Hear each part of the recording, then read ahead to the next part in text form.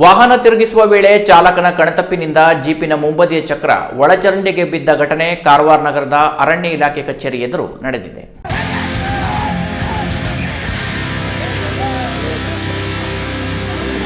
ಜಿಲ್ಲಾ ಪಂಚಾಯತ್ನಲ್ಲಿ ಜಿಲ್ಲಾ ಉಸ್ತುವಾರಿ ಸಚಿವ ಮಂಕಾಳು ವೈದ್ಯ ನೇತೃತ್ವದಲ್ಲಿ ತ್ರೈಮಾಸಿಕ ಕೆಡಿಪಿ ಸಭೆಗೆ ಎಲ್ಲ ಇಲಾಖೆಗಳ ಅಧಿಕಾರಿಗಳು ಆಗಮಿಸಿದ್ದರು. ಅರಣ್ಯ ಇಲಾಖೆ ಅಧಿಕಾರಿಯೋರ್ವರನ್ನು ಇಳಿಸಿ ವಾಪಸ್ ಪಾರ್ಕ್ ಮಾಡಲು ತೆರಳುತ್ತಿದ್ದ ವೇಳೆ ಚಾಲಕ ಒಳಚರಂಡಿಗೆ ಸ್ಲ್ಯಾಬ್ ಇಲ್ಲದನ್ನು ಗಮನಿಸದೆ ವಾಹನ ಚಲಾಯಿಸಿದ ಪರಿಣಾಮ ಈ ಅವಘಡ ಸಂಭವಿಸಿದೆ. ಅದೃಷ್ಟವಶಾತ್ ಚಾಲಕನಿಗೆ ಯಾವುದೇ ಹಾನಿ ಉಂಟಾಗಿಲ್ಲವಾಗಿದ್ದು ವಾಹನಕ್ಕೂ ಹೆಚ್ಚಿನ ಹಾನಿ ಸಂಭವಿಸಿರಲಿಲ್ಲ.